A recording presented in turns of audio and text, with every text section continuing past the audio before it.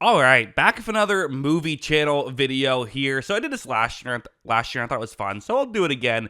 This is if I controlled the Oscars, who would I pick to get nominated, and who would I pick to win? I'm not doing every category. I'm doing kind of I think the above the line ones and a few below the line ones. Like I'm doing editing, sound, score, a couple of those, but mostly sticking with the kind of the major categories. But this is all movies that were released in 2025 and I have seen either in 2025 or the first few months of 2026. Unfortunately, there's just a few I haven't had a chance to see. Like Sarat is one that I've heard a lot of things about. I don't know where I would land on it, but it's not available for me to see, so haven't had a chance yet. But yeah, without further ado, let's get into the list. Let's talk about who my nominees will be for each category and who my winners will be. And let's start off with a couple of the bigger ones before we get into some of the smaller ones, similar to how, not that, again, technically they're all just as big, but you know what I mean.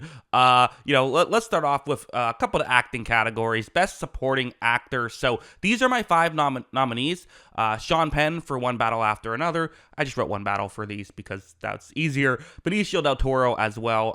Jonah Ren Phillips from Bring Her Back. He was the kid there who I thought did just a fantastic job at being beautifully creepy. So definitely wanted to give him a shout out. William H. Macy in Train Dreams, who was just really unrecognizable. Felt like he just lived in that time period. It seemed like with him, he's always really good and stuff. And then Muhammad, I'm not going to try to pronounce the last name. A.E. will say from It Was Just an Accident. Also, really good supporting performance as well. My winner is Sean Penn for One Battle After Another. I thought that he was the most most memorable here. I think that what he was able to do with his, people brought up to walk and how he was able to do that, but he did so many little things that I think really worked for that character. A character that could easily be very silly if done poorly, and I think he did a good job of making it silly in a good way, and just, again, one of the more memorable villains. It's almost like an Anton Chigurh type villain, although in a different way, because Anton Chigurh is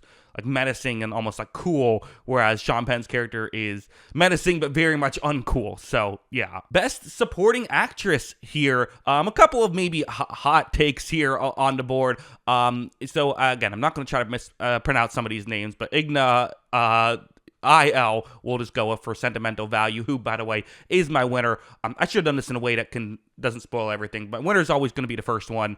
The other four are in no particular order. But yeah, I thought she was really good in Sentimental Value and was the standout, in my opinion.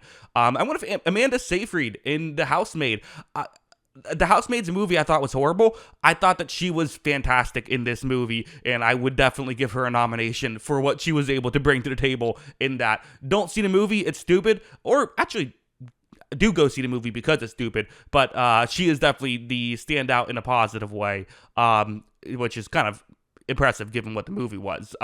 Julia Garner for Weapons I thought was really good. Tiana Taylor in One Battle After Another, and then Miriam, again, not gonna butcher these names, so apologies for everyone. But It Was Just an Accident. Again, she was very, very strong in that one. It Was Just an Accident had a lot of really good acting stuff, I thought. And in fact, let's use that as a transition to go to casting, the new category. And I should clarify, here's how I viewed casting: it is not inherently what was the best cast, right? That is a different conversation than what is the best casting. For example, so I do still have Sinners on here, but like getting Michael B. Jordan to play that role, I don't really give you extra credit for that, because like, yeah, anyone would have gotten Michael B. Jordan. If you can get Michael B. Jordan, you get Michael B. Jordan, right? So I tend to focus on, okay, what are maybe casting people in roles that you wouldn't have necessarily expected, or maybe even, finding new people. And that's why Warfare ended up being my winner on this category, because I just thought that everyone in that movie fully felt like a military person, but like in a way that I think felt real and natural. So that was why I decided to go with that. One Battle After Another also had some kind of, underrated people. Again, Leo, you don't get credit for. Benicio del Toro, you don't get credit for. But a lot of the other roles, even some of the smaller roles, I thought were really well done, which is why I still put that on the list. Sentimental Value, again, a lot of really good performances there. And It Was Just an Accident, who, again, it's possible these are bigger actors there that I just didn't I'm not aware of. So maybe I'm being wrong there, but I just thought there were so many good performances in that. Wanted to give that 1 out of 5 spots here. Let's move on to score now. Sinners is my favorite score, and I think it's a little bit confusing about what counts as score versus original music and all that, but even just the score itself. I thought that, again, a lot of those tracking shots throughout the house and the way that the music would kind of go with it and sometimes be diegetic, almost in like a Birdman type way, I really enjoyed, and I think that, again, it helped convey the mood in a kind of a unique sense on top of it. So that would be my pick for a winner. Train Dreams was just, again, it was a very beautiful movie to look at, very beautiful sounding movie, so I decided to put that. Again, the looking had nothing to do with it, but I thought the score was very good there. Weapons, I really liked how there were like kind of different scores for each characters. Like each time we had a new character, it felt like there was kind of a related score, but different in that sense. The Mastermind, which is a movie that we will talk about more on this list, Kelly Reichardt movie, which I would highly recommend. I believe it's on Mubi now. That one had a really fun score that kind of worked for the lighthearted tone, I thought. And then Marty Supreme, again, Josh Safdie's always going to have an interesting score, and he did there as well for Marty Supreme. Very much a loud score, but an interesting one. But yeah, my winner was Sinners. It's the one I enjoyed the most. And while we're talking things that sound good, let's just go with sound. Warfare was my choice, not just for the gunshots. You will see gunshots help you in this stuff. The Long Walk makes it. A movie called Weapons, which wasn't really for the gunshots, makes it. But Warfare has, really good. You kind of have to nail that because you want the weight to really work there. Alex Garland made Civil War, which I thought also did a great job with that. So he clearly has that down. But also just like I think the kind of back and forth sound and the way that, when you would go outside and how it would sound different and just all those little technical things I think really worked. The screaming in the background of people when they're in pain, all that stuff really worked for me.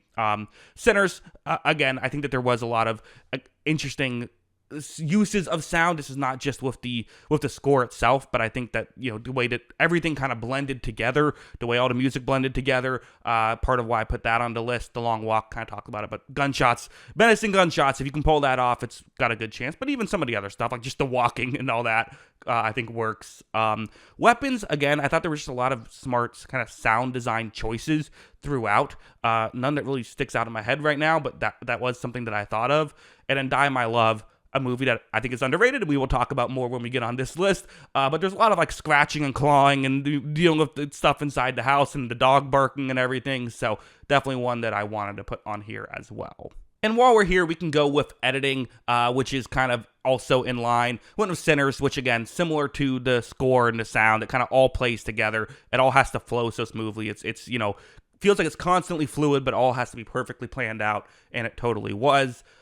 Warfare, again, I talked about this in, I definitely considered giving that the win instead of Sinners, but definitely one that I thought did a very good job at the kind of, similar to kind of what talking about with Sinners, where it has this chaos, and in having the chaos, you have to really plan it out, and really that comes in the editing room, which he did a good job of.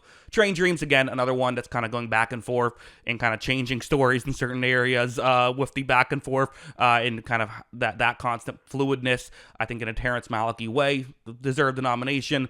And then One Battle After Another and Marty Supreme, much more traditional edits, but still ones I wanted to include just because I thought they did a very good job at the way that the editing worked. And One Battle After Another, like that car chase scene, and how there is so much drama and so much added tension with how they cut back and forth and how that plays together with the sound and everything. And Marty Supreme, that's just the whole movie basically. So yeah, those are my 5 editing nominations. Original screenplay, I said, you know what, let's give it to Weapons for it. I just loved that screenplay. I thought it was just so fun. It felt very Stephen King in a good way, of all these different storylines that kind of get such a feel for the town itself and how it all kind of went together. Kind of got some almost like some Cormac McCarthy stuff a little bit with how things were planned out. That is my winner. Some other stuff, sentimental value, very, very much one that can tug on the heartstrings and very kind of creative in how they told their story. I really like that. Sinners, definitely one I did consider for a win as well. I think really strong screenplay. So really enjoyed that, especially all the character work in that one. Bring Her Back one that there's one incident that I didn't like towards the end that I won't spoil. That was just a little bit too sad for me, I'll say. But everything else I really liked about that movie, and I think that was really well done. And then it was just an accident. The way that it subtly tells things is just masterful. So those are my 5. Weapons is the winner. Meanwhile, for adapted screenplay, I am going One Battle After Another. And I don't know why I didn't write it out for all of them. I just felt like, God, I can save some time not writing After Another over and over again. But yeah, that one is my winner. I just think that, again, so much of it works so well. The character work, the way that they're able to build tension through the screenplay, I really liked. I put Mickey 17 on here. Again, these are in no particular order. A book I read and didn't love the book. I thought that even though people said the movie is kind of messy, and I don't fully disagree, this is, I believe, its only nomination that I'm giving it. I still really liked it and thought it was a funny screenplay and thought that they did a much better job adapting it. So, again, I haven't read all of the previous source material. I still haven't read the Vineland, which was what One Battle was based off of, but yeah, The Naked Gun, which is just a adapted screenplay because it's a remake. That's what counts as adapted. Just, I think, a really funny movie, and we should be willing to nominate comedies too, so I put that one there. Train Dreams, which I actually... So they made a major change. I'm actually in the process of reading the novella now, and I don't think I loved the major change that they made. But that being said, I still think it's a good screenplay as a whole, and that's kind of how I view it. It's not what's the best adaptation, but instead what's the best screenplay that was an adaptation. So I still put it here, and then no other choice. Criminally underrated in the actual Oscars, but I'll give it some love here. Again, I did think there was maybe a little bit of pacing issues in the first half, but one I still really enjoyed, and I really enjoyed the screenplay. All right, cinematography. So before we get to the the kind of the major 4 categories, I guess, the best actor, best actress, best director, and best picture, cinematography is still always one I find interesting. I want Bring Her Back. Again, a horror movie that just looked fantastic. I think like the glass and how that all worked was really interesting. I really liked all the colors and everything. So yeah, I was kind of surprised, but I'm like, I think I'd just go with that one. No Other Choice had a lot of really cool shots as well. Definitely has that like digital look, but in a good way, I would say. Warfare, I thought, was a really interesting thing where it was, again, mostly kind of in a house, but they did have some outside shots, and kind of the way that the griminess that one looked in a certain way was really cool. The Mastermind, also, I think just a kind of a beautiful looking movie, has a very unique look to it, which I think is always interesting. Almost looks like you're looking into an oil painting, which is kind of the goal there. And then One Battle After Another, again, a lot of just, I think, I try to look at these two and say, not only do they look good, but how does it service the story? And I do think that, like, the cinematography on certain, like when they in the robbery scene early on, how kind of grounded that feels is what I liked. Probably why I put Bring Her Back number 1 though, because it felt so grounded, but also still looked so good that I wanted to put that one at the top. Best Actress here, I decided to go Jennifer Lawrence as my pick for a winner, someone who did not even get nominated. In fact, I believe, 3 out of the 5 that are on my nominations got nominated in real life. I thought Lawrence was fantastic in that movie, and I really think that it was kind of an underrated movie in general, which again we'll talk about in a second, but I really liked her performance, and I thought that what she had to do in that movie and the incredible work that she had to do in that scene after scene, and the way she was able to kind of convey all these complicated emotions, I just thought was really well done. Sally Hawkins I have here as well. Debatably not a lead performance, debatably this could be supporting, but I do think that I think she's in enough of the movie. I think calling it a lead that's where I ended up. I tried to just simply think, where should she be, instead of like, where could I fit her into a nomination? She was great though. She's fantastic actress, and I think really, again, complicated emotions that she was able to convey in what's a really kind of complicated character. Rose Byrne, If I Had Legs, I'd Kick You. Also, I think, rightfully got the nomination, rightfully has gotten a lot of buzz, as is Jessie Buckley, who I think that, she's gonna, we've known she's gonna win the award like for a year now, and I think totally deserving. Did a great job.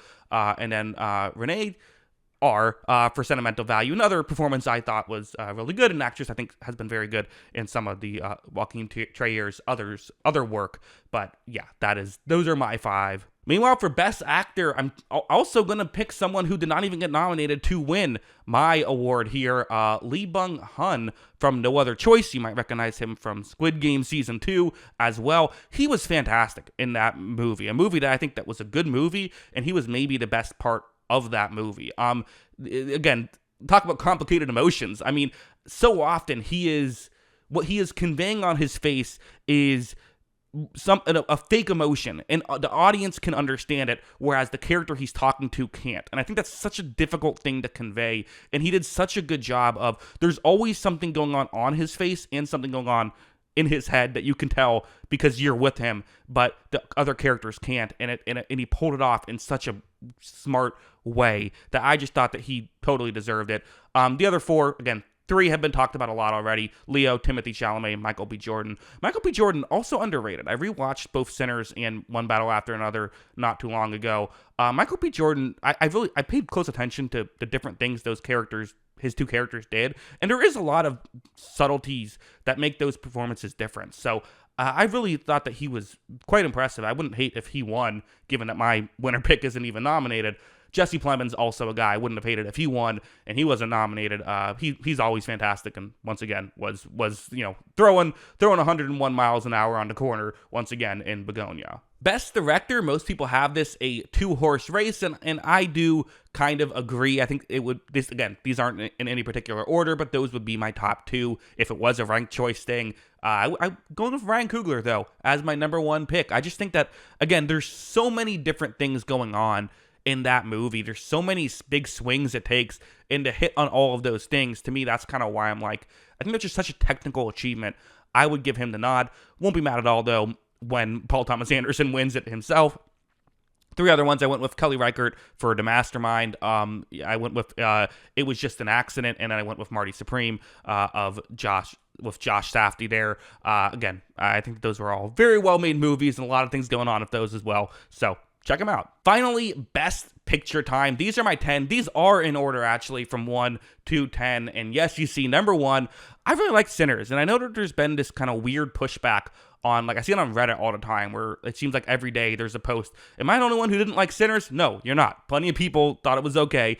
I loved it. I thought it was fantastic. Every choice it made fully worked for me. So yeah, it is my favorite movie of the year. I would vote for it to win Best Picture, but if it's one battle, that's my number 2 pick. I think those are two really good movies, and it's a rare scenario for me where it seems like the 2 biggest movies come Oscar season were my 2 favorite movies. That usually doesn't happen of the year, so that's kind of interesting. For the other ones, It Was Just an Accident. Talked about that a lot as already. Just a really kind of interesting story about you don't want to give away too much because it is so subtly told, but kind of just an interesting plot, just kind of a great plot more than anything else. The Mastermind, also a very fun plot. That one, I know it's a bit slower paced, but I just had a blast watching it. I just thought it was so fun. So that's my number 4. Marty Supreme, a lot quicker paced. Also had a blast watching that. Die My Love makes my list at number 6. Again, a movie I just thought was really interesting, and I get it. It doesn't have the traditional Act 1, Act 2, Act 3, and all that stuff, so I get why some people maybe weren't as crazy about it. I don't know. I just thought it was a really interesting... It was kind of it's almost a vibes movie, and the vibes aren't good, but I liked it anyway, I guess. That's really the best way I can describe it. But yeah, Weapons, again, one of the most fun experiences in a theater. Gave it my award for best screenplay for a reason. I think the way everything unfolds is just so fun. Bring Her Back. I mean, you saw I gave that several awards. I thought it was great looking movie, great acted movie, a really fun screenplay as well. That kind of was interesting how that unfolded. No Other Choice. Definitely wanted to get that on the list. A movie that I think that did a lot of really unique stuff, and maybe the best ending out of any movie here, at least up there. The ending was fantastic. Like I said, a little bit slower paced earlier on for me, but still liked it. And then Sentimental Value, there are some pacing things, but again, I enjoyed pretty much every step of it, so decided to put that one on the list. Thought about Warfare. Warfare was number 11 for me, but this is my 10. That's what I think. Let me know in the comments below. What would you do on some of these categories? What do you agree with? What do you disagree with? Is this better than the actual Oscars or worse than the actual Oscars? I don't know, but it's better for me because it's my choices. So those are my thoughts. What are yours? let me know in the comments below. Always love hearing from y'all. And of course, as always, thanks for watching.